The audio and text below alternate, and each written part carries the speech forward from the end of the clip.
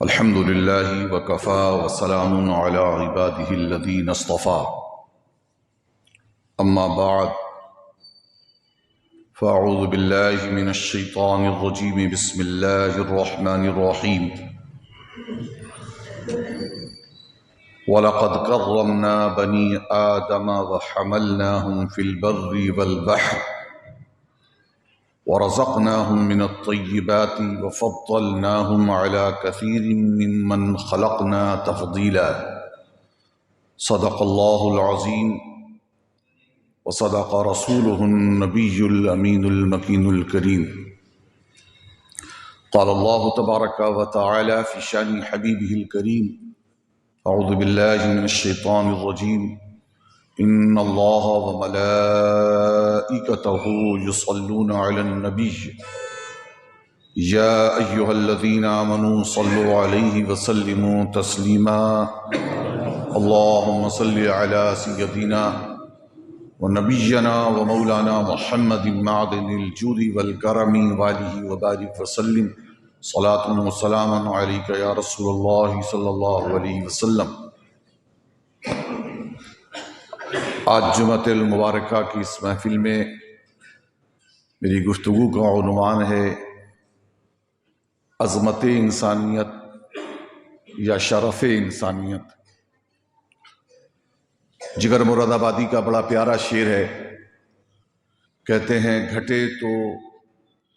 گھٹے اگر تو بس ایک مشت خاک ہے انسان، گھٹے اگر تو بس ایک مشت خاک ہے انسان، بڑھے تو وسعت کونین میں سما نہ سکے۔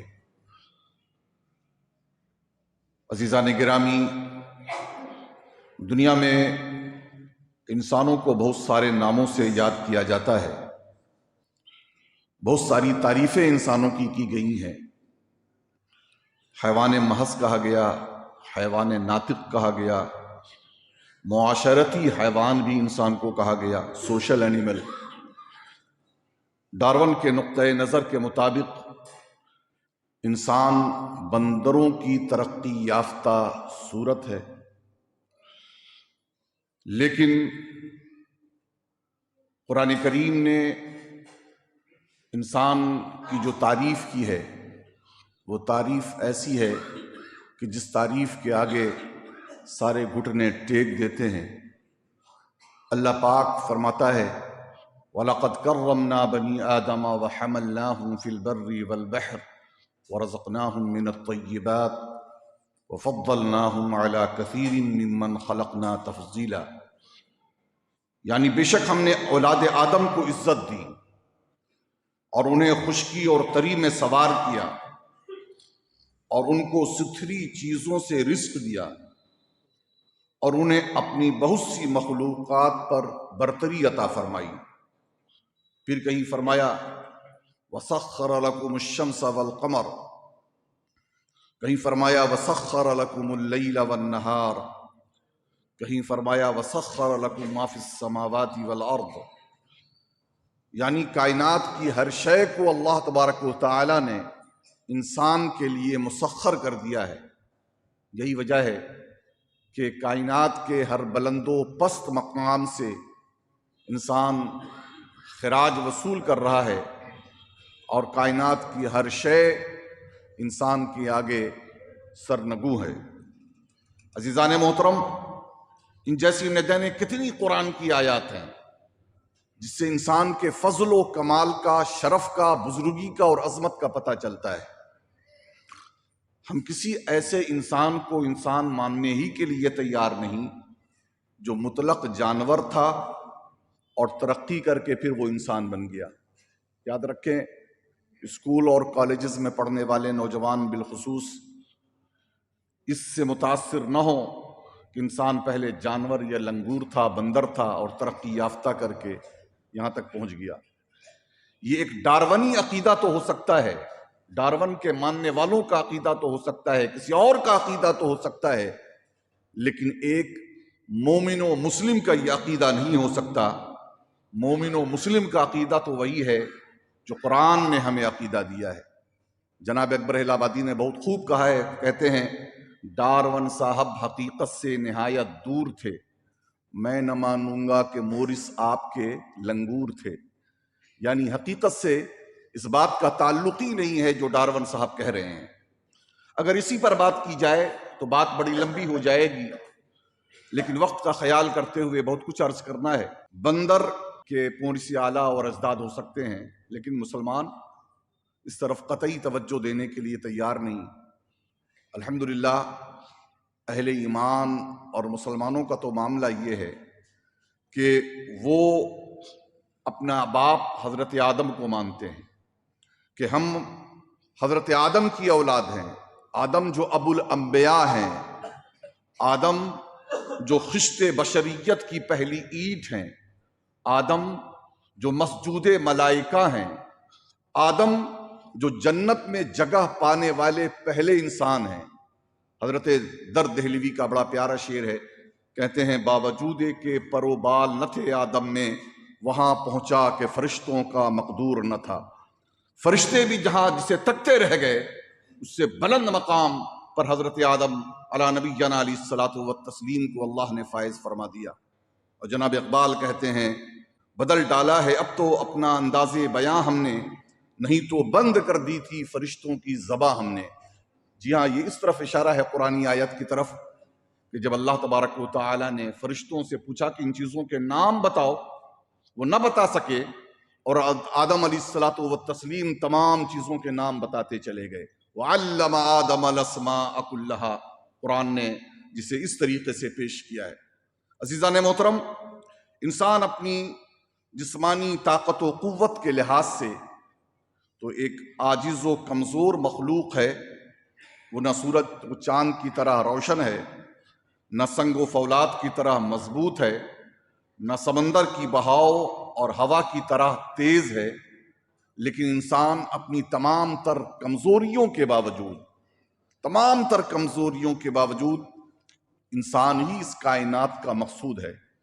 اللہ تبارک و تعالی نے ارشاد فرمایا ہے وَالَّذِي خَلَقَ لَكُم مَّا فِي الْأَرْضِ جَمِيعًا، یعنی کائنات کی ہر شے کو اللہ نے انسان کے لیے بنایا ہے، اور انسان کو اللہ کے لیے بنایا گیا ہے۔ وَمَا خَلَقْتُ الْجِنَّ وَالْإِنسَ إِلَّا لِيَعْبُدُونَ، انسان اللہ تبارک و تعالیٰ کی صرف عبادت کے لیے پیدا کیا گیا ہے، اور کائنات کی ہر شے انسان کے لیے بنائی گئی ہے۔ شاعر نے کیا ہی خوب کہا ہے کہ میں فقیر آستہ ہوں میری لاج رکھ خدایا، یہ جبین شوق میری تیرے در پہ جھک گیا ہوں۔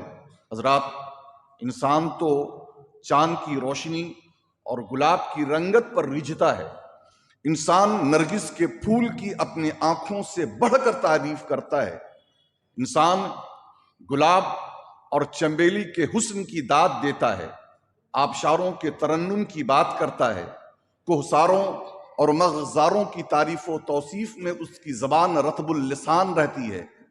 لیکن حقیقت یہ ہے کہ اللہ تبارک و تعالی اگر سورج کو زبان عطا فرمائے تو وہ انسان کے حسن کی تعریف کرے، دمکتے چاند کو اللہ قوت گویائی بخشے، وہ انسان کی حسن کی بات کرے، ستاروں اور کہکشاں کی بارات کو اللہ بولنے کی طاقت عطا فرمائے تو وہ انسان کے حسن کی تعریف کرے، اور کائنات کا ہر حسن و جمال انسان کے حسن و جمال کے آگے گھٹنے ٹیک دے، اور انسان ہی کے حسن و جمال کی تعریف میں وہ رطب اللسان رہے۔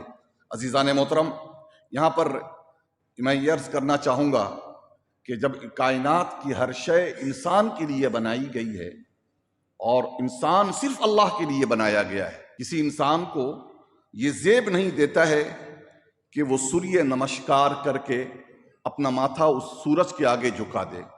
انسان کو یہ مناسب نہیں ہے انسان کے لیے کہ وہ چندرما کے آگے ہاتھ جوڑے، انسان کے لیے مناسب نہیں ہے کہ کسی سانپ، چھچندر، بندر اور کسی جانور کو پرنام کرے، اسے اپنا دیوتا اور معبود سمجھے۔ یہ انسانیت کی توہین ہے، اور حقیقت تو یہ ہے کہ جس دن قرآن کے اس اصول اور فلسفے کو انسان سمجھ جائے گا، انسان اپنے معبود حقیقی وحدہ لا شریک کے علاوہ، اس وحدہ لا شریک کے علاوہ اس کی پیشانی کسی کے آگے نہیں جھکے گی۔ یہ پیشانی جب رب کے آگے نہیں جھکتی ہے تو وہ ہزار قسم کی چیزوں کے آگے جھکتی ہے۔ وہ سچ کہا ہے کہنے والے نے کہ وہ ایک سجدہ جسے تو گراں سمجھتا ہے، ہزار سجدوں سے دیتا ہے آدمی کو نجات۔ اللہ کے بندو، آپ اپنے اوپر جتنا ناز کریں، جتنا فخر کریں ہم، وہ اتنا کم ہے کہ ہماری یہ پیشانی اپنے رب کے سوا کسی کے آگے نہیں جھکتی ہے۔ اور جس کی پیشانی یہاں رب کے آگے نہیں جھکے گی نا، وہ ہر شے کے آگے، ہر شے کے آگے، ہر مردود، ذلیل اور حقیر ترین شے کے آگے اس کی پیشانی جھکے گی۔ اللہ نے اپنی پیشانی کو، ہماری پیشانی کو اپنے حضور جھکا کر ان تمام سجدوں سے اور ان تمام جھکنوں سے اللہ نے آزاد کر دیا ہے۔ ایک بڑا ہی پیارا واقعہ مجھے تاریخ کے جھروکے سے نظر آ رہا ہے، اپنے نام سنا ہوگا ضرور، بہلول دانا کا۔ بہلول دانا کا اصل نام ہے حضرت امام وہب بن عمر۔ بڑی زبردست شخصیت کے مالک تھے، صاحب علم و فضل تھے، اور حضرت امام جعفر صادق اور امام کاظم علیہ السلام کے، اہل بیت اطہار کے یہ دو عظیم فرزندگان کے بڑے چاہنے والے تھے، معتقدین میں سے تھے۔ لیکن ایک لمبی کہانی ہے، ایک جذب کی کیفیت ان کے اوپر طاری ہوئی تھی، اور حال یہ ہوا تھا کہ بغداد کی گلیوں میں وہ مست الست گھومنا شروع کرتے تھے۔ ان کی بزرگی، ان کی مجذوبیت، خدا ترسی اور دنیا سے بے رغبتی کی بنیاد پر، حال یہ ہوا کہ زمانہ تو گرویدہ ہوا ہی، ایک موقع پر ہارون رشید سے ملاقات ہوئی تو ہارون رشید بھی ان کی محبت کو اپنے دل جگہ دے بیٹھا، اور وہ جان گیا کہ یہ بندہ کوئی عام بندہ نہیں ہے۔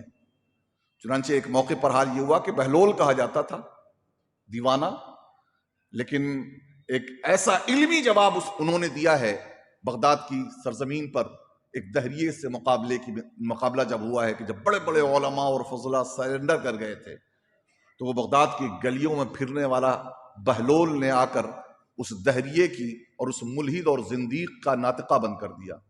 تو اس وقت سے لوگ بہلول کے بجائے بہلول دانا کہنے لگے کہ عقل مند دیوانہ ہے۔ دیوانہ تو ہے لیکن بڑا عقل مند دیوانہ ہے، بڑا دانا دیوانہ ہے، یہ بڑا جاننے والا دیوانہ ہے یہ۔ چنانچہ جب بھی کوئی مسئلہ اٹکتا تھا خلیفہ ہارون رشید کا یا اس کی بیگم ملکہ زبیدہ خاتون کا، یہ بھی بڑی نامور خاتون ہے تاریخ کی، یہ دونوں بہلول دانا کے پاس پہنچتے تھے اور حضرت بہلول دانا ان کے مسئلے کو حل کرتے تھے۔ چنانچہ ایک واقعہ یہ بھی آیا ہے کہ 14ویں کا چاند نکلا تھا، ملکہ ہارون رشید کے ساتھ محل کے چھت کے اوپر چہل قدمی کر رہی تھی۔ ہارون رشید کبھی آسمان کے چاند کو دیکھتا اور کبھی اپنی بیوی ملکہ زبیدہ کو دیکھتا۔ پھر اس کے بعد اس نے پوچھا ہے کہ بیگم ذرا یہ تو بتائیں کہ آسمان کا چاند زیادہ حسین ہے کہ آپ کا چہرہ زیادہ حسین ہے؟ ملکہ نے اٹکھیلیاں کرتے ہوئے بڑے ناز سے کہا ہے کہ ماں بدولت میرے سرتاج، یہ آسمان کے چاند کی حیثیت کیا ہے؟ یقیناً میں چاند سے زیادہ حسین و جمیل ہوں، چاند سے زیادہ خوبصورت ہوں۔ حضرت صادق کا ایک جملہ بڑا مشہور ہے، فرماتے ہیں کہ بادشاہوں کے مزاج اور بچوں کی آواز کا کوئی بھروسہ نہیں۔ بچوں کی آواز ایک خواب میں بدلتی ہے اور بادشاہ کا مزاج ایک بات میں بدل جایا کرتا ہے۔ چنانچہ مزاج بدلا، کہنے لگا بیگم اگر آپ نے 24 گھنٹے کے اندر میں یہ ثابت نہ کیا کہ آسمان پر دمکنے والے اس خوبصورت چاند سے زیادہ آپ حسین و جمیل ہیں تو طلاق۔ ملکہ زبیدہ خاتون جو ابھی عشق کی وادیوں کی سیر کر رہی تھی، سارا عشق و عاشقی کا معاملہ کرکرا ہو گیا، پاؤں کے نیچے سے زمین سرک گئی، رات کسی طرح سے گزاری ہے، فجر کی نماز ادا کی اور پھر ویرانے میں تلاش کرنے کے لیے بہلول دانا کے پاس ڈھونڈتی ڈھونڈتی انہیں تک پہنچ گئی ہے۔ ہراساں اور پریشاں دیکھ کر حضرت بہلول نے پوچھا ہے کہ ملکہ معاملہ کیا ہے، یہ گھبراہٹ کیسی؟ ملکہ نے کہا حضور غضب ہو گیا ہے، اور سارا معاملہ بیان کیا۔ حضرت بہلول مسکرائے کہ ملکہ بس گھبرانے کی ضرورت نہیں ہے، میں بادشاہ سے مل لیتا ہوں اور اس مسئلے کو حل کر دیتا ہوں، آپ جائیں اطمینان سے محل میں آرام کریں۔ رخصت کیا۔ شام میں جب بادشاہ کا دربار لگا ہے تو حضرت بہلول دانا چہل قدمی کرتے ہوئے دربار ہارون رشید میں پہنچ گئے ہیں۔ معمول یہ تھا کہ ان کے لیے کسی دربان کو روکنے کی اجازت نہ تھی، ڈائریکٹ آپ تک پہنچا دیا گیا ہے۔ معمول کے مطابق ہارون رشید نے جب حضرت بہلول کو دیکھا، بڑے اعزاز و اکرام کے ساتھ بٹھایا، پوچھا کیسے تشریف لانا ہوا جناب والا؟ کہا بس چہل قدمی کر رہا تھا اور قرآن کی ایک سورت پڑھ رہا تھا کہ مجھے ذرا سا مشابہت لگی، تشابہ ہوا، تو میں نے سوچا بادشاہ کا محل قریب ہے، کیوں نہیں اس سورت کو میں بادشاہی کو سنا دیتا ہوں۔ بادشاہ نے کہا حضور، کہا ہاں ہاں جیسا حکم۔ تو حضرت بہلول دانا نے سورہ والتین کی تلاوت شروع کی ہے۔ اعوذ باللہ من الشیطان الرجیم، بسم اللہ الرحمن الرحیم، والتین والزیتون وطور سینین وهذا البلد الامین، لقد خلقنا الشمس فی احسن تقویم۔ ہارون رشید نے کہا حضور ذرا اس آیت کو پھر سے پڑھ لے۔ کہا اچھا پھر سے پڑھ لیتا ہوں۔ بسم اللہ الرحمن الرحیم، والتین والزیتون وطور سینین وهذا البلد الامین، لقد خلقنا القمر فی احسن تقویم۔ کہا حضور پھر سے پڑھا جائے، یہاں پر لفظ قمر نہیں ہے۔ کہا بادشاہ تو ہی پڑھ کر سنا دے کہ یہاں پر ہے تو آخر کیا ہے۔ تو بادشاہ پڑھتا ہے بسم اللہ الرحمن الرحیم، والتین والزیتون وطور سینین وهذا البلد الامین، لقد خلقنا الانسان فی احسن تقویم۔ حضرت بہلول نے جو ہی آیت اس نے مکمل کی ہے، حضرت بہلول نے اس کی آنکھوں میں آنکھیں ڈالی اور کہا بادشاہ سلامت، اس آیت میں اللہ فرماتا ہے کہ اس نے سب سے زیادہ حسین و جمیل کائنات میں کسی کو بنایا ہے تو انسان کو بنایا ہے، تو پھر رات اگر ملکہ زبیدہ نے 14ویں کی چاند سے زیادہ اپنے آپ کو حسین کہہ دیا تو پھر وہ ناروا جملے آپ کی زبان پر آئے تو کیسے آئے؟ بادشاہ کو بات سمجھ میں آ گئی، پتا چلا کہ جہاں اچھوں کا علم دم توڑ دیتا ہے، اللہ والوں کے علم کی شروعات وہاں سے ہوا کرتی ہے۔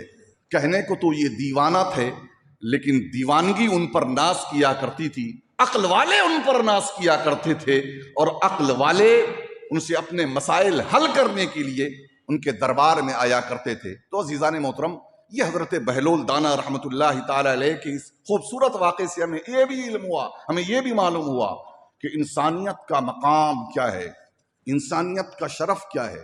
اللہ نے انسان کو جب اتنا عظیم بنایا ہے تو کیا انسان کو زیب دیتا ہے کہ وہ اپنے سے حقیر ترین ذلیل ترین چیزوں کے آگے سجدہ ریز ہو، ان کے آگے جھک جائے، ان کے آگے ہاتھ جوڑے اور ان کے لیے طرح طرح کی باتیں کرے؟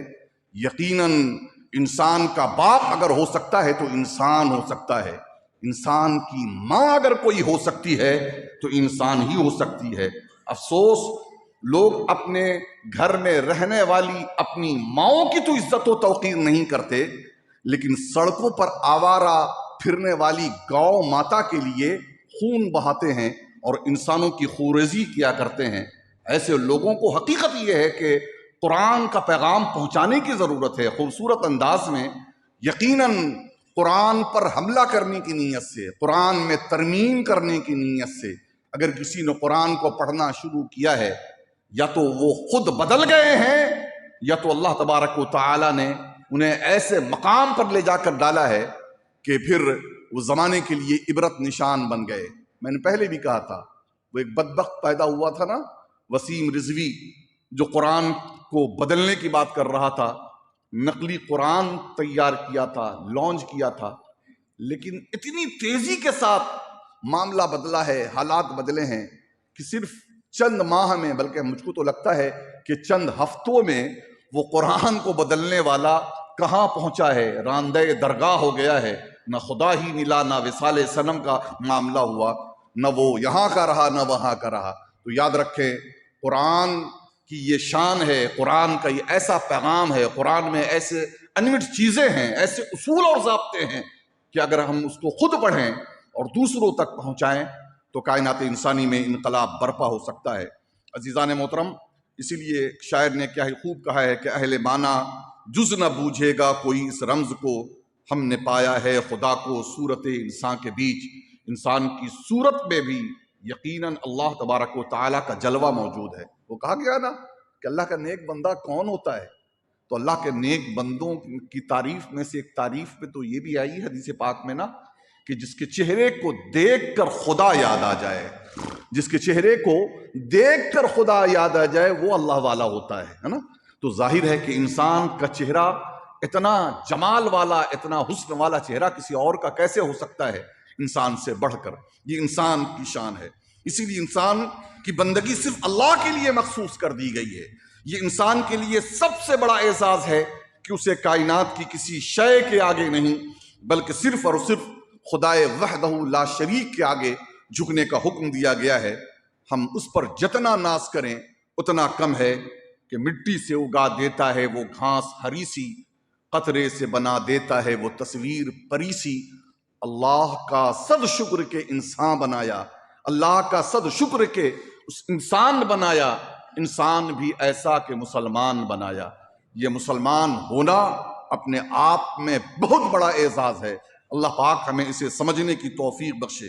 عزیزان محترم، یہ غلامی آقائی سے اور یہ بندگی بادشاہی سے 1000 درجہ بہتر ہے، کیونکہ جو انسان خدا کی بندگی سے نکل جاتا ہے اسے کتنی ہی مخلوقات خدا کی بندگی کرنی پڑتی ہے۔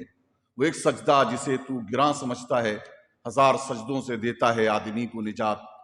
پھر اس کے بعد آپ دیکھیں انسانی باڈی کو دیکھیں، انسانی جسم کو دیکھیں، اللہ نے اس انسانی جسم کو ایک قیمتی الماری بنا دیا ہے۔ دھڑکن اور سارا وجود اس کا جو ایک دھڑکن سے قائم ہے۔ اس کی اہمیت، دل کی اہمیت جو ہے وہ طبیبوں کے نزدیک بھی، شاعروں کے نزدیک بھی، صوفیوں کے نزدیک بھی، تینوں طبقوں کے نزدیک یکساں ہے۔ اس کے قریب پھیپڑا ہے جو مسلسل سانس لینے اور چھوڑنے پر اللہ کی طرف سے معمور ہے۔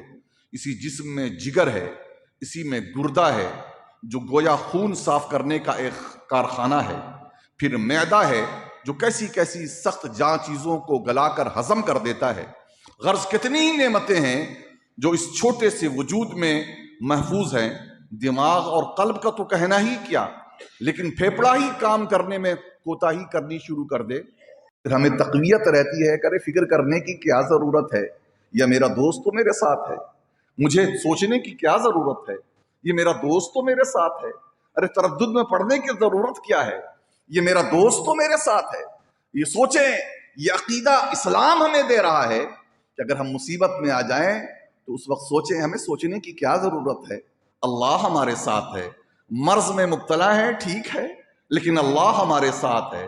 مالی معیشت کے ہم شکار ہیں، لیکن فکر کی کیا ضرورت ہے، اللہ ہمارے ساتھ ہے۔ اولاد کے مسائل ہیں، فکر کی کیا ضرورت ہے، اللہ ہمارے ساتھ ہے۔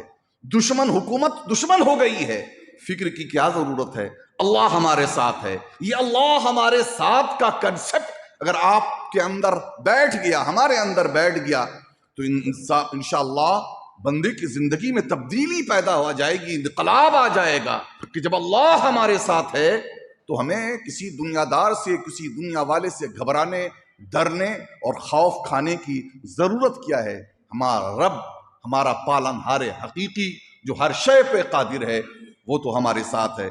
تو عزیزان محترم یاد رکھیں، یہی وجہ ہے کہ اللہ تبارک و تعالیٰ نے اسی سبق کے لیے، اسی سبق کو عام کرنے کے لیے اپنے محبوب پاک صلی اللہ تعالیٰ علیہ وسلم کو بھی محسن انسانیت اور رحمت عالم بنا کر دنیا میں بھیجا۔ آج آپ دیکھیں دنیا سمٹ کر مٹھی میں چلی آئی ہے، اور آج کا انسان جدید آلات کی بنا پر کائنات کی ہر شے کو وہ جانتا ہے، پہچانتا ہے، ہر مشین کے بارے میں جانتا ہے، تمام آلات کے بارے میں جانتا ہے، کائنات کے ہر بلند و پست مقام کے بارے میں جانتا ہے۔ لیکن افسوس اگر انسان نہیں جانتا ہے تو خود کے بارے میں نہیں جانتا ہے، اور جب خود کو نہیں جانتا تو خدا کو بھی نہیں جانتا، کیونکہ من عرف نفسہ فقد عرف ربہ، جس نے اپنے آپ کو جان لیا اس نے اپنے رب کو پہچان لیا۔ یہ میں نے انسان کے چہرے کی جو بات کی، انسان کے باڈی اور جسم کی بات کی، اور جو قیمتی چیزیں اللہ نے ہمارے جسم میں رکھی ہیں اس کے بارے میں نے بات کی ہے. ایک انسان اپنے آپ کو اس حوالے سے اگر جان لیتا ہے تو حقیقاً وہ جانے گا کہ یہ ایسی چیزیں جو اس کا کوئی بدل دنیا میں نہیں ہے. ایک اگر کوئی چیز خراب ہو جائے تو نقلی وقتی طور پر کسی طریقے تو لگائی جا سکتی ہے، لیکن وہ حقیقی حل نہیں ہے. اس کا بنانے والا آخر کون ہے؟ ہم مخلوق ہیں. مخلوق کی نظر اگر اپنے خالق پر ہوگی نا، خالق و مالک پر ہوگی، تو اس کی زندگی میں انقلاب آ جائے. عزیزان محترم، اسی معرفت الہی کے لیے اللہ تبارک و تعالیٰ نے کم و بیش 1,24,000 انبیاء و رسول کو دنیا میں بھیجا، اور آخر میں ہمارے آپ کے ساری کائنات کے آقا و مولا ختم المرتبت ارواحنا فداہ جناب محمد الرسول اللہ صلی اللہ تعالی علیہ وآلہ وسلم جلوہ گر ہوئے. ہمارے آقا صلی اللہ علیہ وسلم سے 40 سال کی عمر میں اعلان نبوت فرمایا گیا. یہ عقیدے کے نقطے کو ذہن میں رکھ لیں، جو نبی ہوتا ہے وہ 40 سال کے بعد نبی نہیں ہوتا، عالم ارواح میں ہی نبی ہوتا ہے. نبوت کا انتخاب عالم ارواح میں ہی کر لیا جاتا ہے. ہاں، جب جس وقت ضرورت پڑتی ہے اللہ اس وقت اس سے اعلان کرواتا ہے. کسی سے آغوش مادر میں اعلان کروایا جاتا ہے، اور کسی کو 40 سال کے بعد حکم دیا جاتا ہے کہ اب اعلان کرو.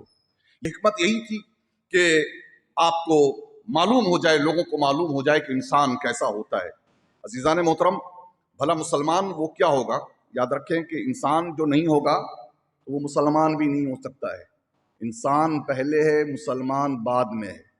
اور انسان انس سے بنا ہے، انسان الفت و محبت و مودت سے بنا ہے. جس انسان کے اندر انس نہیں ہے، محبت و مودت نہیں ہے، نرمی نہیں ہے، حقیقت تو یہ ہے کہ وہ انسان بھی نہیں ہے. جس کے اندر یہ خوبیاں نہ ہو وہ بصورت انسان تو ہو سکتا ہے، مگر حقیقت میں وہ انسان نہیں ہو سکتا ہے. میں انشاءاللہ تبارک و تعالی آنے والے جمعے میں میری گفتگو کا عنوان ہوگا، اللہ نے چاہا تو میری تقریر کا عنوان ہوگا کہ جانور سے بدتر انسان. انسان اگر واقعی انسان ہو تو وہ فرشتوں سے افضل ہے، لیکن انسان اگر اپنے مقام سے گرے تو وہ جانوروں سے بدتر ہے. تو میں اس کو بعد میں بتاؤں گا.